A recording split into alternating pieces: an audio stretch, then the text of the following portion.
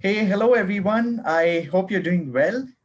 My name is Rohan and I would be the moderator for today's exciting event. I would firstly like to thank you for taking the time out to attend the Hub Interactive Learning Power Hour session today. And today we would be discussing on a very interesting topic. So gamification, things to consider as part of your content development strategy.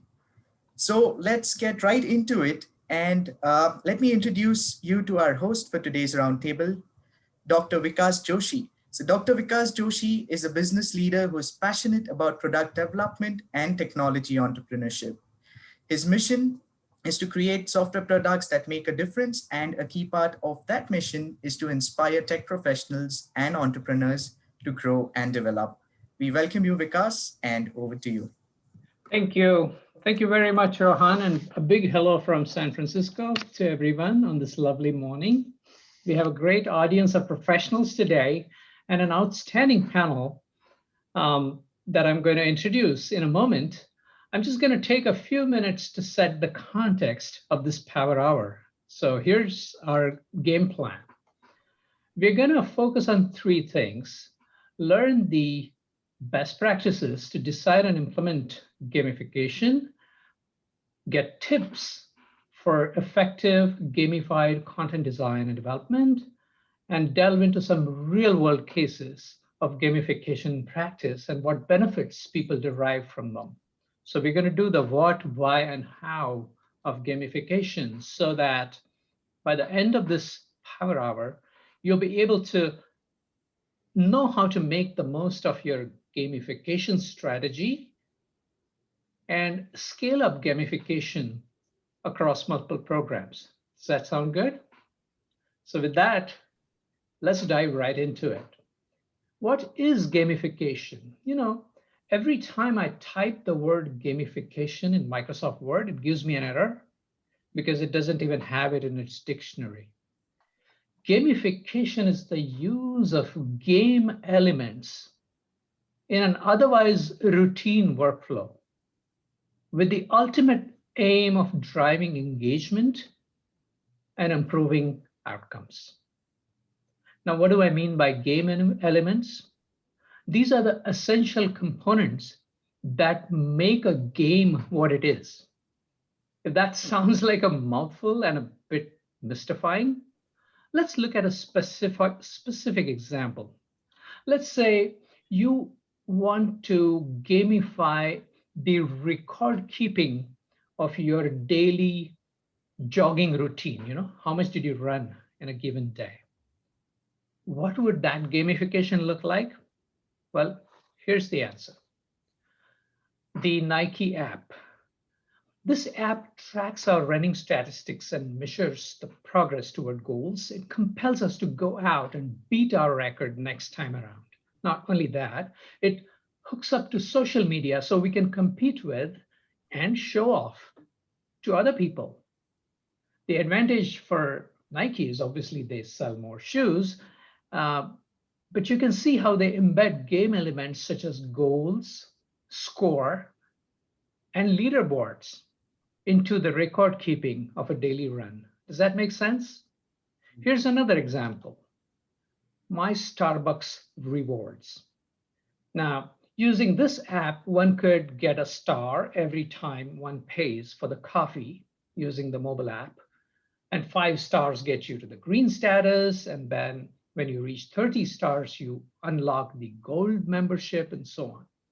So this game design creates exclusivity and elevated status. Obviously, we all want the gold card, don't we?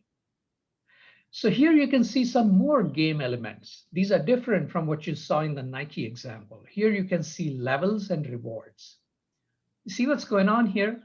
But you might ask, what does selling shoes and coffee have to do with learning? The answer is simple. If gamification can make marketing and purchasing engaging and interesting, why not learning? Learning gamification has the aim of driving learner engagement and improving learning outcomes, much the same way. So here's an example. Duolingo.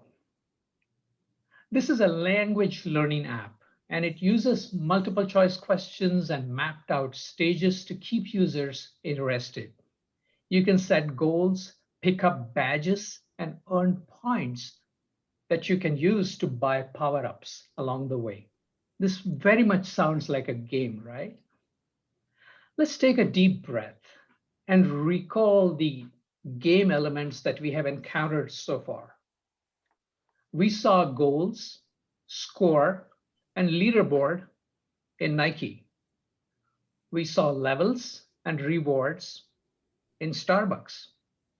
We saw badges, points, and power-ups in Duolingo. If that gives you a broad sense of where this is going, your next question is going to be, is there any evidence this thing actually works in a workplace learning context? Let's try and find out what research says. Here's a piece of statistics which is hot off the press from a 2021 market share analysis report. What do we see here? A large percentage of students say that gamified learning is more motivating and engaging than traditional courses. And a whopping 83% of employees, now we are talking about workplace learning, who undergo gamified training are more motivated at work.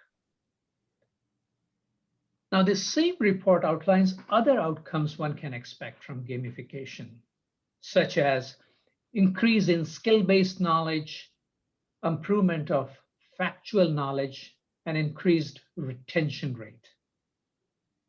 Now, if someone is selling gamification to you, they'll give you the standard line. Game design elements can be used as a tool to control and generally increase student engagement and participation. However, you might say, wait a minute, maybe there's some gimmick here. Maybe people get hooked to this gamified stuff for a little while, and maybe their behaviors appear a little more in line with what you want. But intrinsically, do they enjoy learning? Do they enjoy it more because of gamification? Is it an intrinsic engager or just a behavior control tool? Now, that's a legitimate question and that we must address. To frame this question more precisely, we need to differentiate between extrinsic and intrinsic motivation. As you know, when a learner performs an activity only to earn a reward or to avoid punishment, you can say they're extrinsically motivated. On the other hand, when learners are motivated to perform an activity for its own sake and not for rewards other than personal fulfillment, you can say they're intrinsically motivated. Now, we can phrase our question like this: does gamification only promote extrinsic motivation? To find the answer, we turn to research on gamification and student motivation by Pat Buckley and Elaine Doyle from the University of Limerick. And this recent research shows that gamification is particularly effective for students who are intrinsically motivated, particularly either by a motivation to know or a motivation toward stimulation. Overall, these results suggest that gamified learning interventions have a larger impact on students who are intrinsically motivated.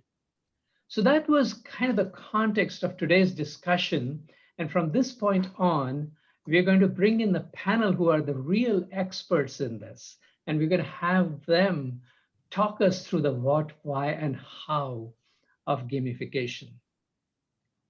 Just as I get ready to welcome our panel, I just have one question for you.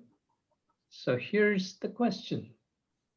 Have you tried using gamification techniques in your learning content?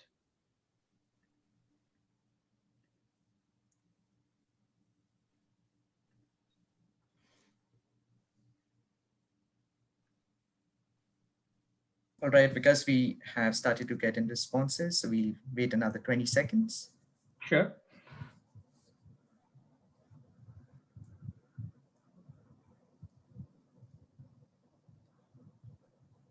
All right, I think almost 85% of our audience have voted, so I'll end the polling here and share the results.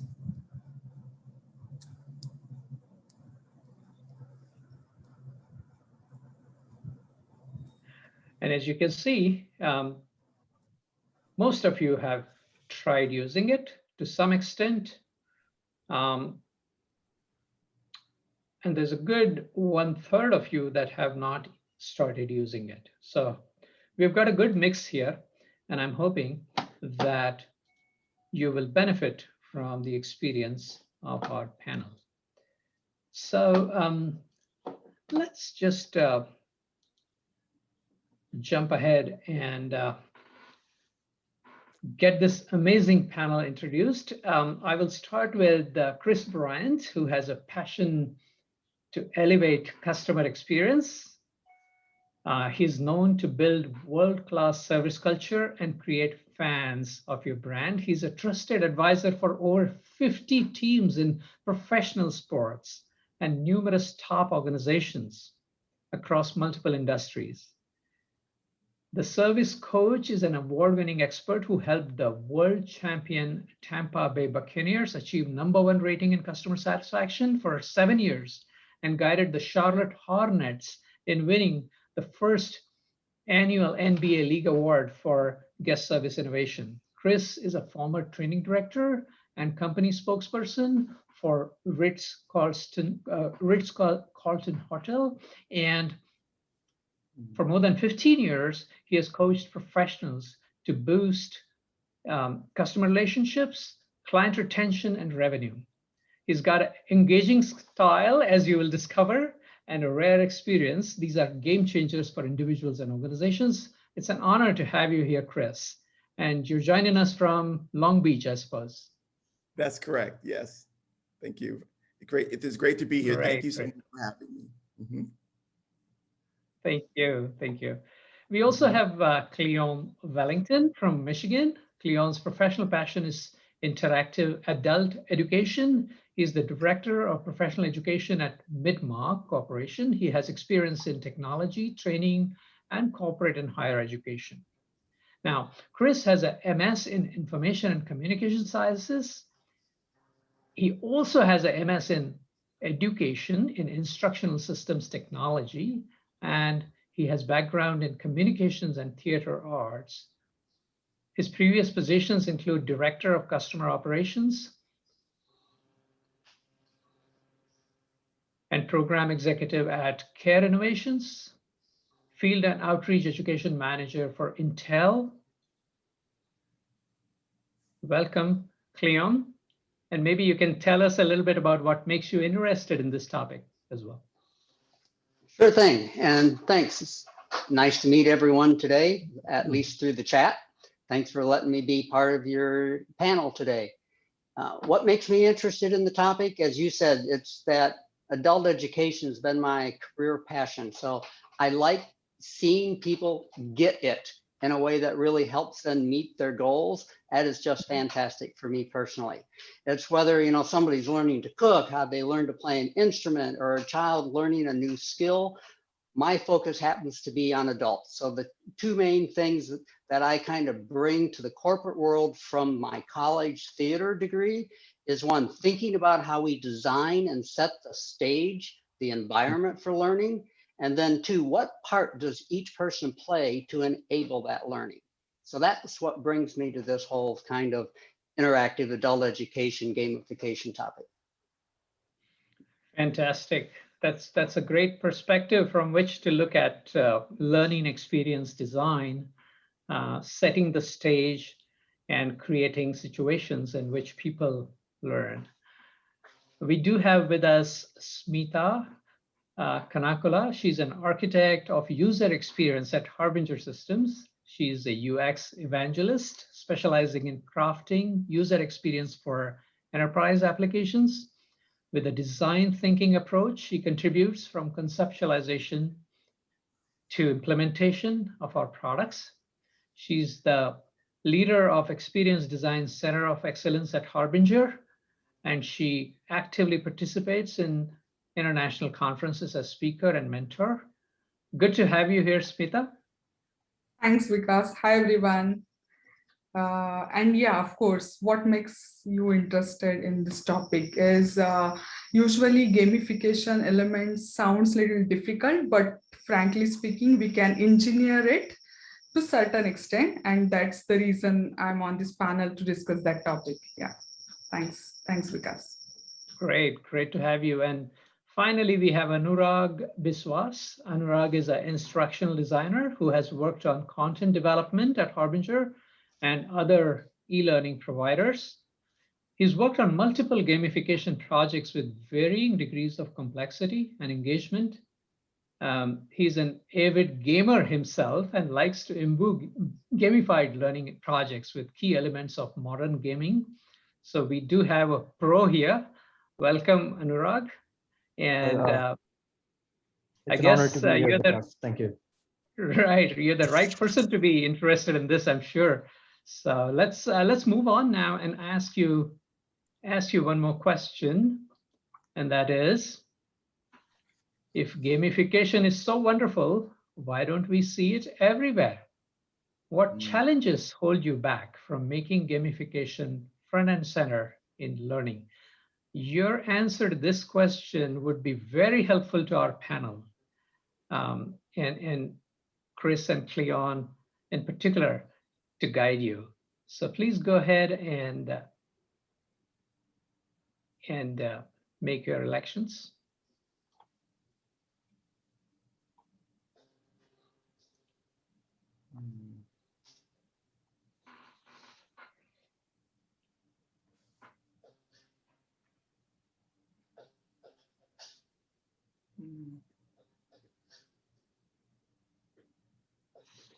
Great, almost 50% of our audience have voted. So sure, they're coming in fast. Yep.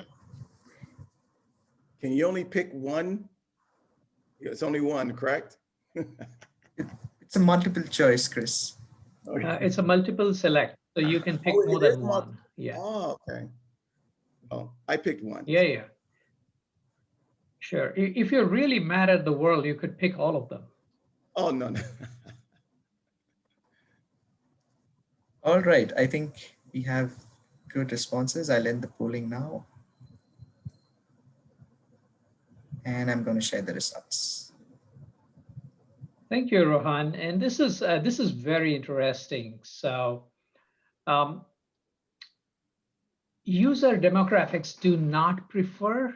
There we have the lowest, which means people do want gamified content. However, it takes a long time to develop gamified content. So that seems to be the major issue. And the tools that we use don't make it any easy. That's kind of a secondary issue. Availability of instructional designers to some extent, vendor capability to some extent, costs, cannot afford the costs of developing high-level gamified content. That seems to be a big one. Unsure about the effectiveness of gamified content. Okay, not convinced. LMS do not support gamification features. That's not a big issue. Okay, so we're going to address some of these. Okay, let's start with unsure of the effectiveness. You are unsure about the effectiveness. I'm going to turn around and look at our panel and ask them what they think about that. Maybe Cleon, we might start with you. What are the possible benefits of gamification? How do you get a buy-in? Why should everyone be excited about gamification at work? Okay, for one, it is not complicated or expensive to do from my point of view. It is more the mindset of how you create the materials, not the length of time or the cost to really put them together. And the results that we've seen is and individuals desire to do it over and over again until they get the score they want. So it's not even if they're competing against other people, they're competing against themselves. So it's very much that self-directed learning that we see. We found that with the first games that we really were testing, we gave it to a manager of the team of one of our business unit sales teams. He did it over and over and over and over until he got the score that he wanted. So he was very much, competing with himself to do that. Some of the other results that we've seen are a shared experience. In today's world, we are not as, just like on this webinar, we're not in the same room at a conference talking on stage or in an auditorium, but a shared experience where teammates can compete, share their notes from each other is greater than the sum of the parts that you can put together for that. So creating that shared remote experience is really important and useful for us. And we've seen really good results from there. And the first game that we put together, we received a 91% very useful feedback from the learners, which were a wide range of people. Some of them didn't really have anything specific to do with the content, but 91% of them thought that it was very useful for them. Very interesting. Very interesting. What kind of results have you seen to within your service experience build up? Some stories from you, Chris. Yeah, absolutely. I think, first of all, I think gamification is critical, and I think the data supports it. And I've certainly seen it, in real time, moving learners from a have to a want to when it comes to training. And just to be frank, I think when gamification is done well, it removes the stigma of training. Oftentimes when employees hear you have to go to training, there's immediate, okay, is it mandatory? Do I have to? And when gamification is done well in training, it removes the stigma. It moves them from a have to do it to a want to do it. And also the importance of making serious learning fun. Look, just to be frank here, I've seen enough, I think we all have seen enough e-learning. I'm speaking e-learning here specifically. This applies to all training, but e-learning specifically, where it's just a person staring at a camera talking and then a little quiz at the end. And we're past that. I mean, we've got to get to a point where there's more to the content delivery than that, and where it's engaging, it's interactive, there's surprises, there's immediate feed, there's so many different things going on where the learning is an experience in and of itself. And as Cleon talked about, where people want to do it. Matter of fact, when we built our game, my goal was I want the staff to want to take it again, even though they don't have to, because they just enjoyed it so much that they just want to do it again just because. And so I think the data, proves the point. It works when it's done right, and it's just the way of the future. There's no way around that. We're not going back. Sure. And I agree with Chris on that it doesn't have to be e-learning. Decades ago, we were doing gamification in live settings. And who wants to sit in a chair and listen to somebody talk and show slides for an hour? How do you get them involved and learn from each other and excited about what they're discussing? It's the same thing that we do now online, but you started out thinking, how would I do this in a room? And then transfer it to how do I do this remotely? Exactly. To Cleon's point about gamification does not have to be expensive or long drawn to build. Do you have any thoughts on that piece, Chris? Yeah, I think what we're doing with the game that the gaming course that we're creating is if you're going to build something quality, there is some time commitment to it. No, you could throw anything together, really fast. But what we're trying to do is create a kind of a model, a format that is kind of like, like most games, they follow a certain pattern. And then there's deviation from that, certainly, to customize it, because what we do is we very much customize our games for my clients so that they're getting the structure of the game is the same, but there are many elements that can be customized. And so what's Right. helping with the timing of it and the shorten that lead time or that build time is to have a common structure with customizable elements, if that makes sense. This is great. In fact, we're going to come back to it a little later in the presentation when we get to the how of gamification, where we talk about templates and reusing common structures. So thank you for bringing that up. So our next question is, what challenges did you overcome when implementing your gamified content vision? You thought this was going to be good, but then you encountered some roadblocks. And what did that look like? Story time. Cleon, would you like to go on this one or? Yeah, I can start in, then you can follow up and knock it out of the park. There's a game for you. So for me, it's not about the game itself. Playing the game is not the end goal. And I think people get caught up in trying to create a game that's really fun, which holds people's attention. But when they walk out or at the end of it, it's like, okay, what am I taking away with it? That was fun, but can I actually do something different? And in business for our company, and my approach is really looking at what is it that the learner can do that at the end of the game or the end of the learning experience that they could not do before. And so that's a challenge for many people who have not done gamification before, is to think of it in that way of how do I turn that learning experience into a scenario interactive that helps people do something at the end of it in their career, in their life. And then how do you make it fun and active without getting distracted by the game itself?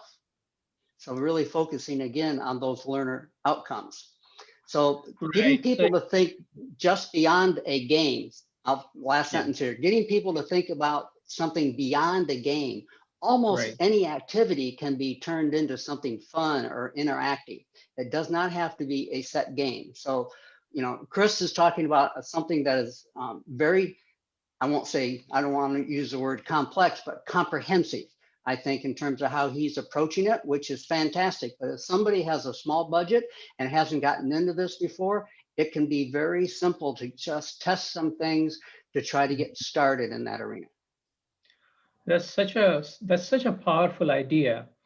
This whole notion of the brand promise of gamification is not games. It's actually the outcome.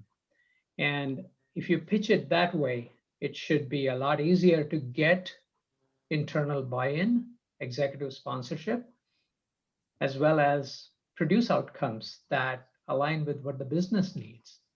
Thank you for pointing that out. Can I follow up on one thing there?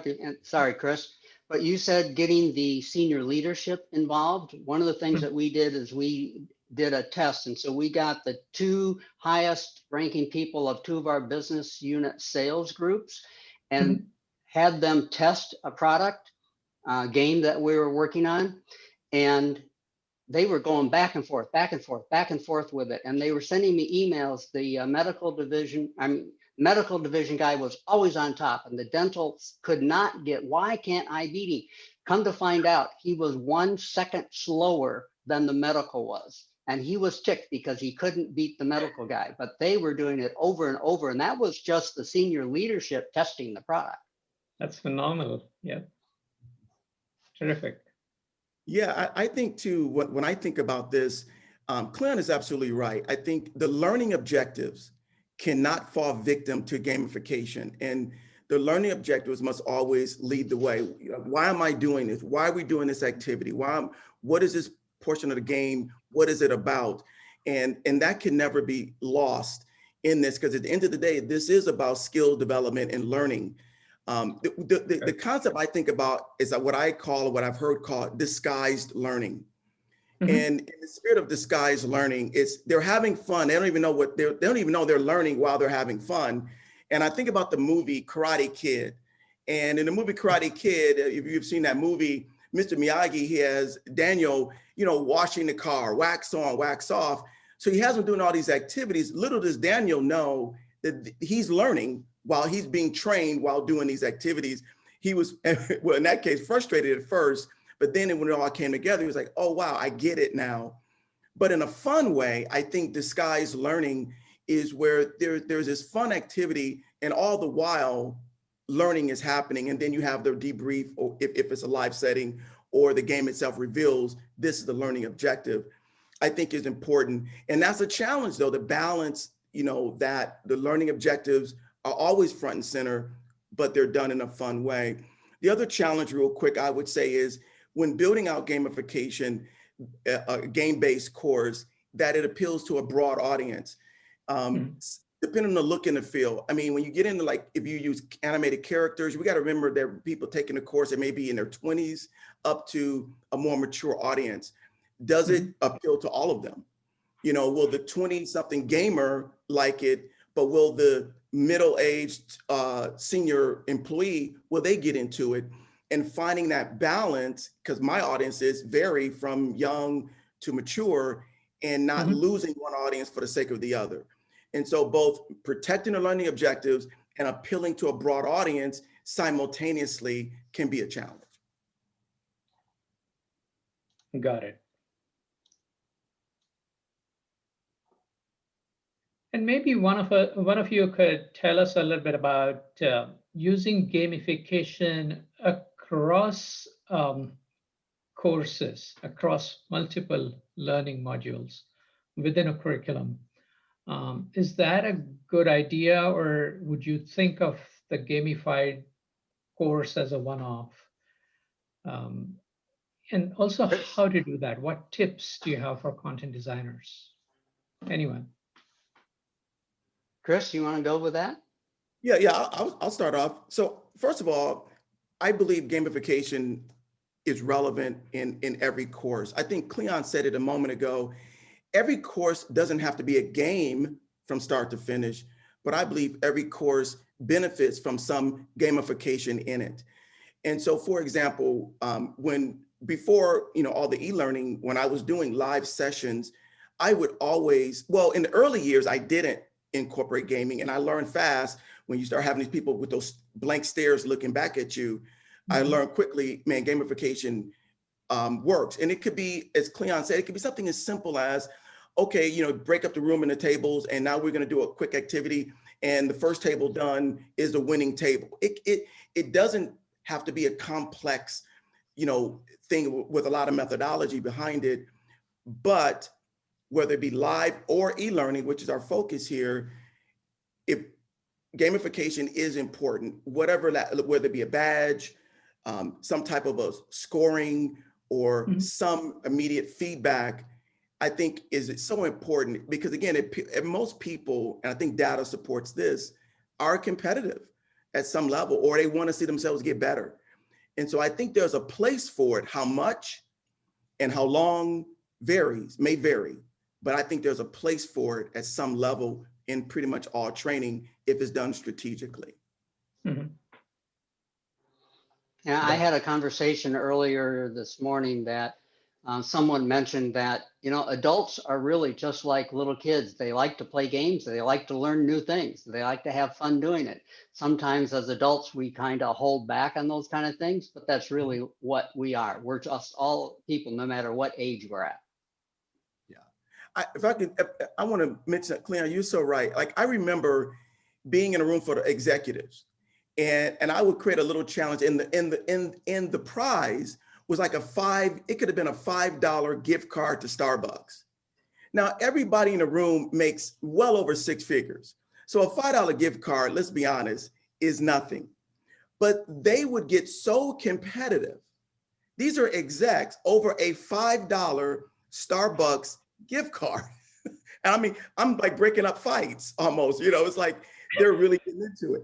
And it's like, wow, the human psyche to win or to compete is very much alive and well. And the prize didn't even matter. If nothing else, it was, they could say, I won, right? Yep. And so it's amazing. The psychology of it is just fascinating to me.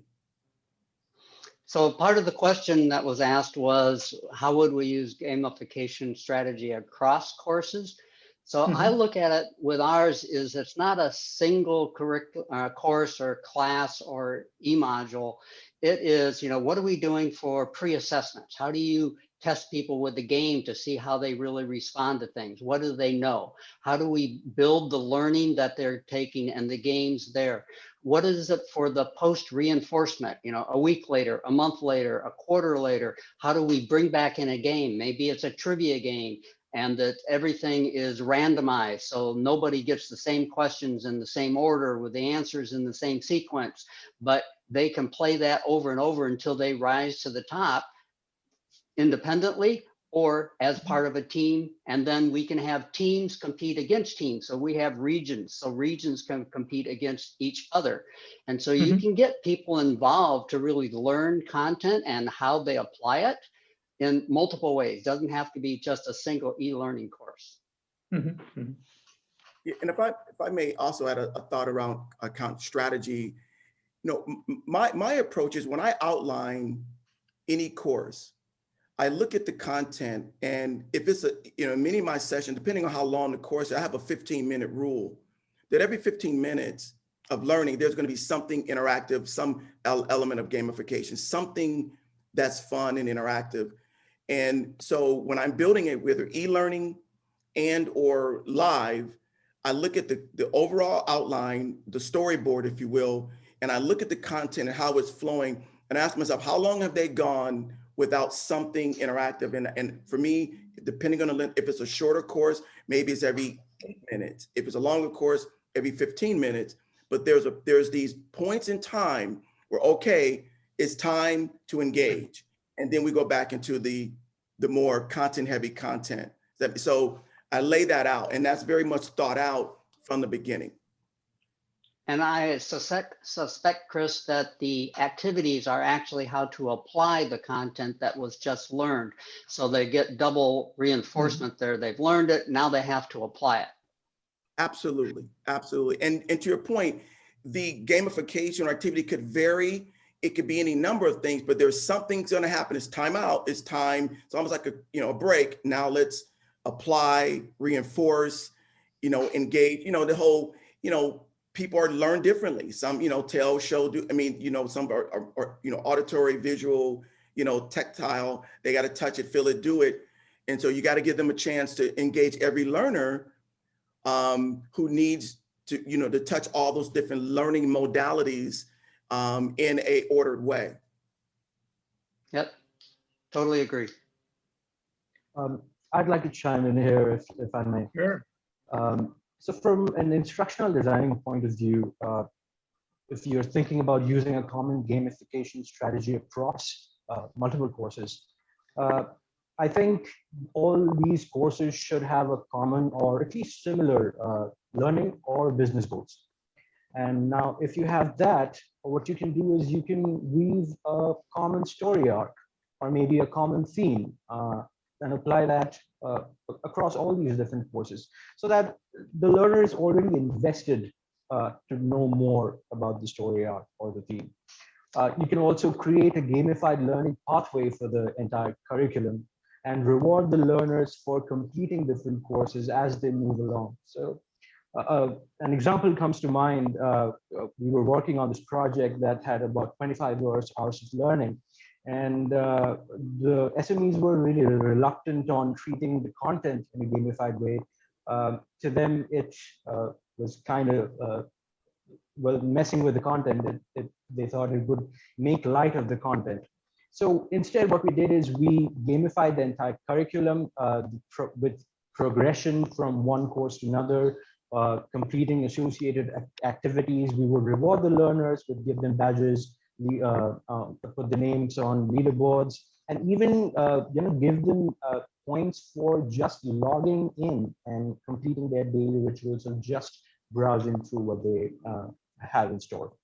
So we could definitely do that. Yeah, thanks. Thanks for that, Anurag. And because your voice was a little muffled, I'm just repeating a couple of insights from what you said. One of them being that if several courses cater to one business objective, it makes that much stronger a case for gamifying the whole curriculum. And secondly, when the Right. subject matter experts are a bit reluctant to play around with the individual content items, you could still gamify the whole curriculum by identifying progression along the curriculum by the student. So both have very useful insights. In fact, I'm gonna request you to sort of go a little further, and I'll flip a slide for you if you like, but share some best practices for content design with us, please. Now we are getting into the how part of the discussion. So I hope I'm a bit more audible now. Is this better? Yeah, you're good. Thank you. Right.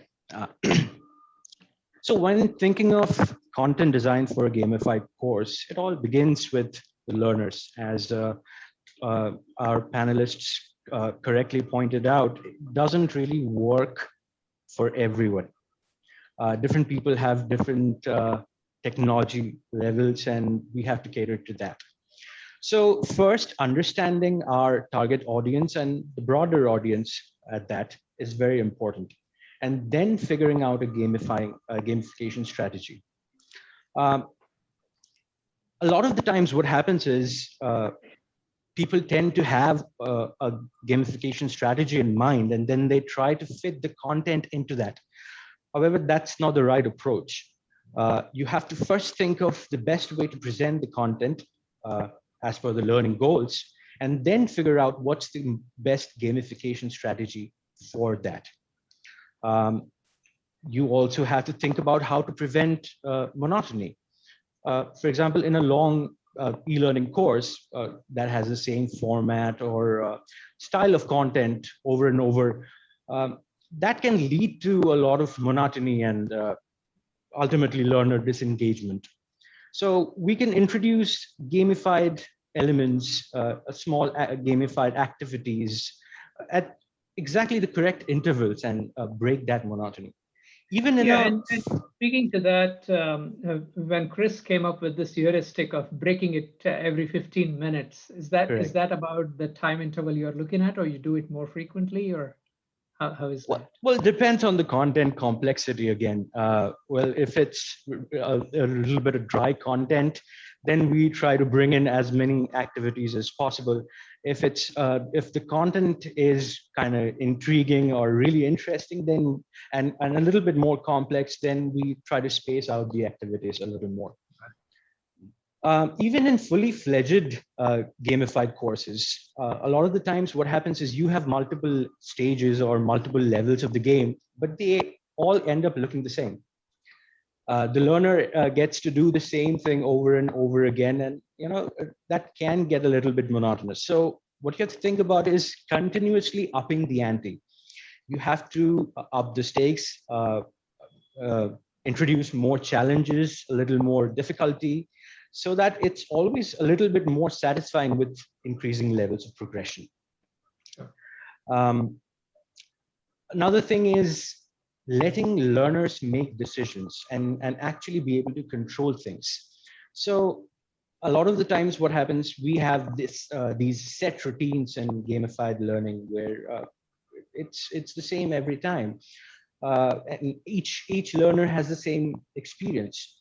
But if we introduce certain aspects that the learner themselves can choose and customize, for example, simple things like choosing an avatar for themselves, or maybe choosing a theme for themselves, and choosing environment settings, whether they'll be playing in an office setting or maybe a factory setting.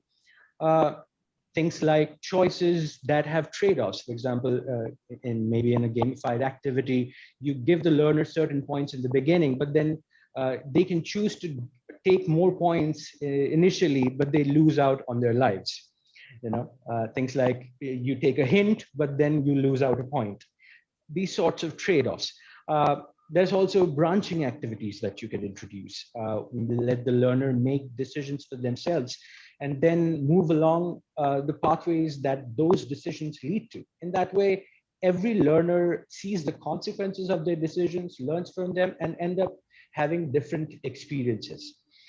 So when they speak to their colleagues and find out about a different experience, they're always intrigued to find out more and revisit that gamified activity and maybe move along a different path. The next thing would be to ensure that we maintain continuity of a story. That's something that I was speaking of a little while ago when we were talking about using a common gamification strategy across courses. So using the same characters or roles or even story arcs across multiple modules helps learners retain the emotional investment that they might have made with a story or a character, and use that to pursue well, subsequent episodes, if you will, Sure. of that story arc. Then we have to constantly keep the learner motivated. So we have to think about the right motivational elements. So gamification is all about instant feedback to any action that you perform. A reaction may be positive or negative. Positive's good with rewards. Negative's also good. It challenges you to perform better and try again. So Sure. we can do that with badges, points, leaderboards, things like that, loot boxes. Yeah, you talked about instant feedback. I guess sometimes delayed feedback is also interesting to build up suspense and get a little bit involvement, right? Absolutely, absolutely. However, what I was talking about is the learner having the feel that they're actually interacting with this activity or this gamified module, where Sure. whatever they perform has a sort of reaction. So that sort of thing. So we're gonna show some of the work you have done in a minute, but in the meantime, I'm gonna follow up on the gamification elements, and that's where we started our discussion, and that's where you have brought it.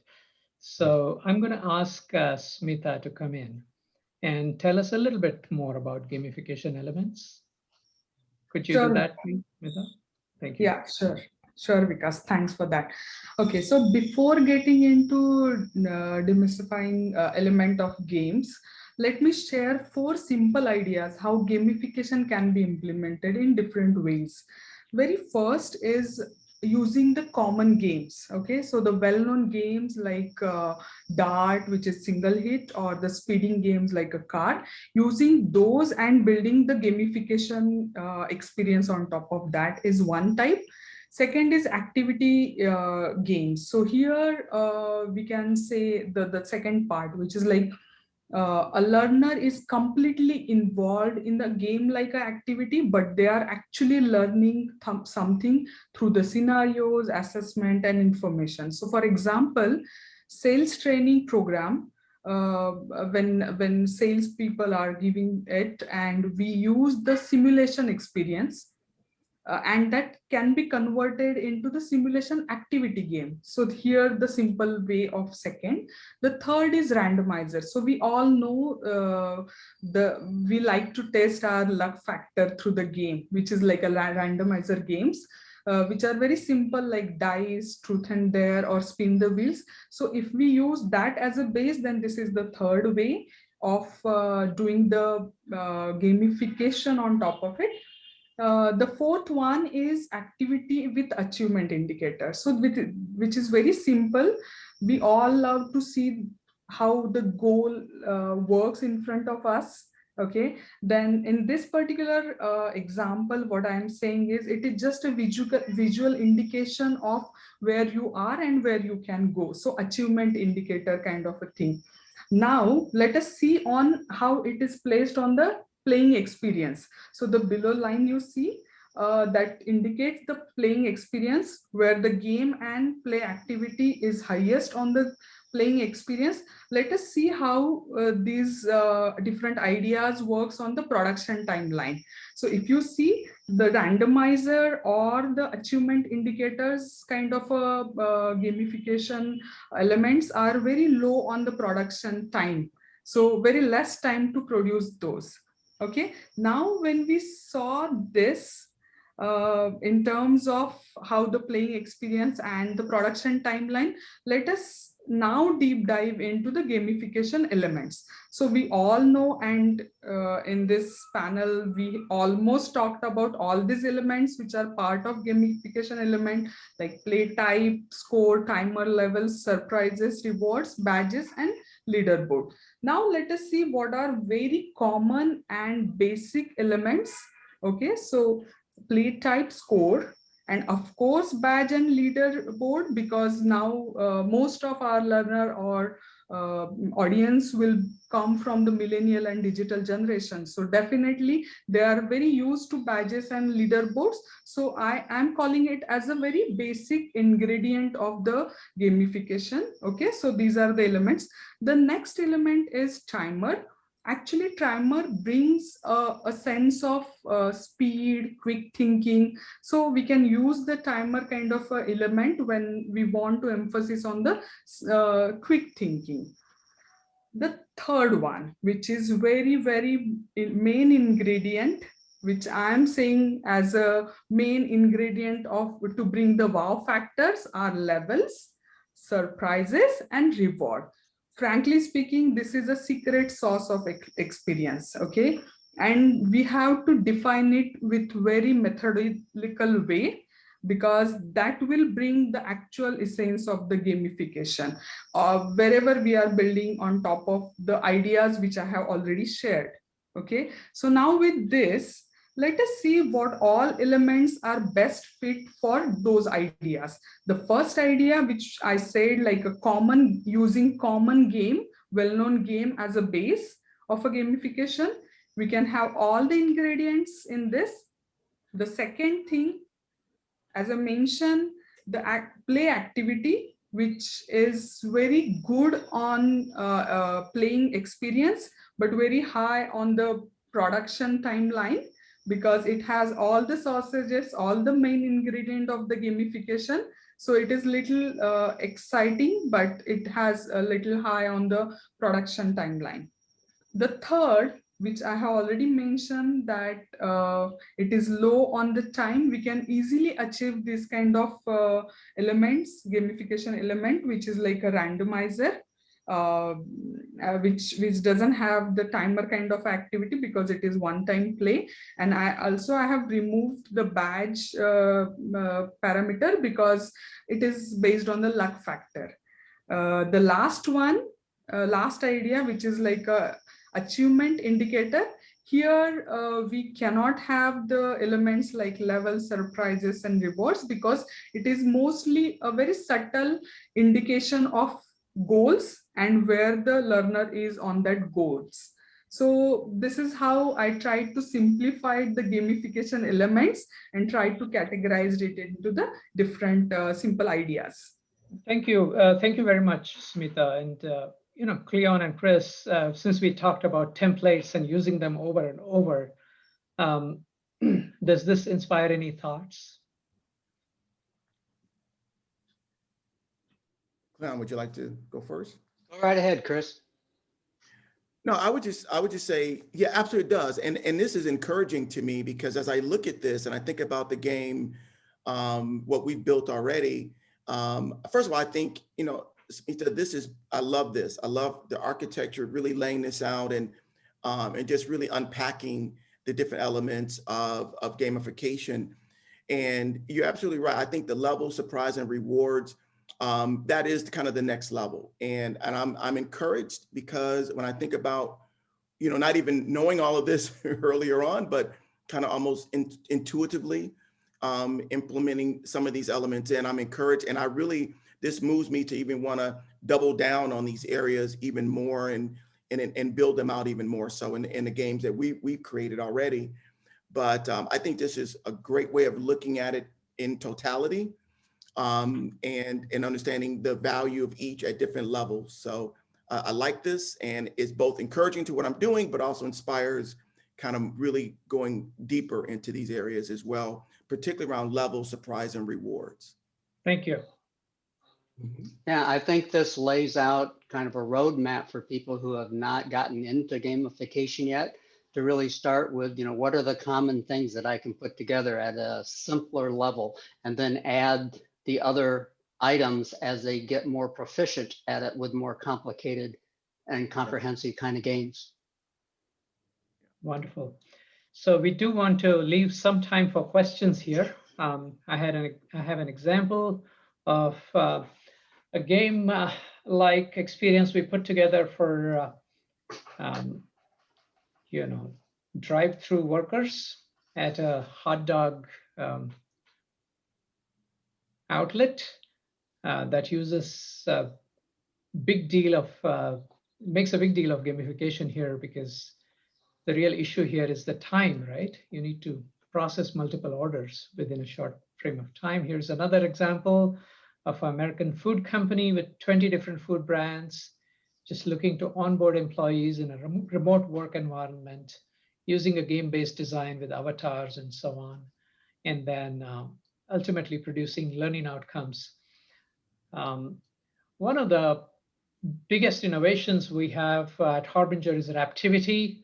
This is a tool that includes a collection of templates, and you could literally pick one of these templates. For example, you could say, okay, bowling template or dart template, and you could simply put in the content and crank out interactions very rapidly.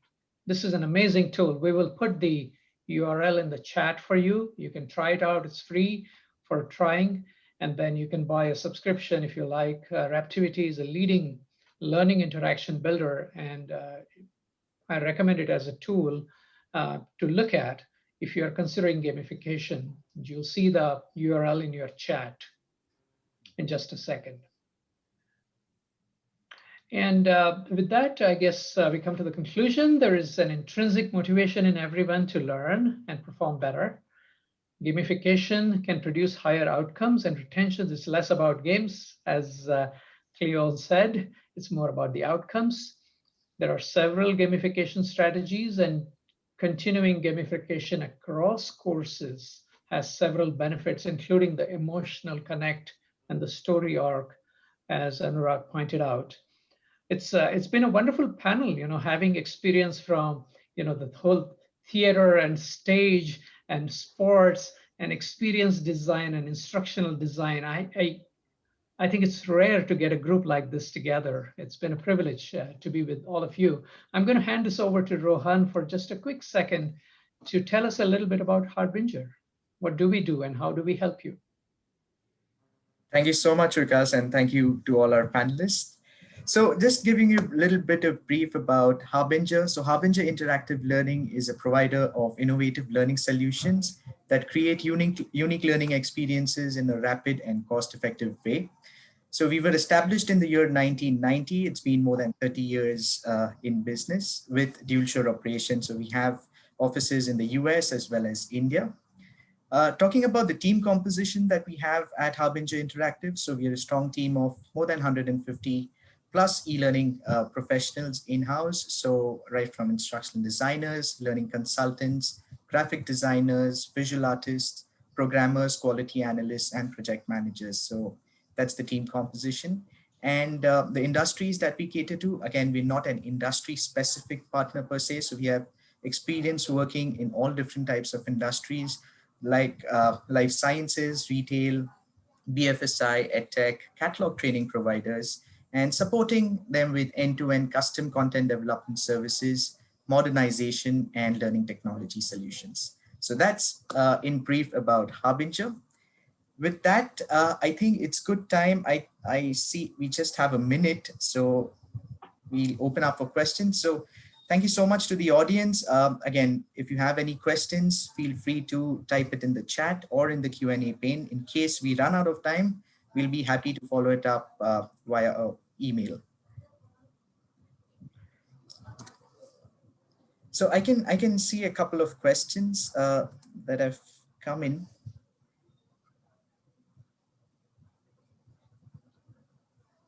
Okay. One question says, would you consider gamification as a learning modality? And I just open up to the panelists if you have any thoughts. I know we discussed about it, but any concluding remarks on that? Go ahead, Chris. I'll let you go first on this one. All right. So I think gamification can be used in any of the modalities. So I don't think it's a separate modality of its own, but it's how you produce the interaction and the activities within the modalities, whether it's a video that you add some interaction with, whether it's an e-learning module, whether it's a virtual instructor-led session, and so forth. Mhm. Yeah, I would say that, yeah, I don't know if it's a modality unto itself, but I would say that in a way though, it could be in a way, in this way, because when you think about learning modalities are ways that individuals learn. And so some, again, auditory, visual, those that kind of the tactile have to touch it.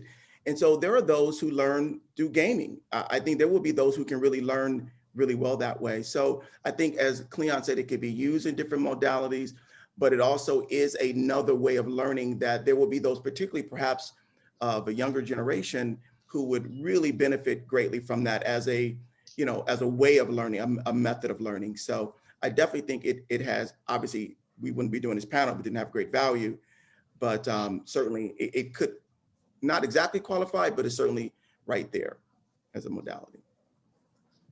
Great. Thank you. Thank you so much, Chris and Cleon. And I think, yeah, we've just 1 minute above time. So thank you again to all of you who have been such a wonderful audience, and to our panelists. It was a pleasure connecting with all of you. And in case you have any follow-up questions, please feel free to drop a line at www.harbingerelearning.com, and we'll be happy to take that up. Again, thank you, and stay safe and take care, everyone. Thank you. Thank you, everybody. Thank you. Thank you.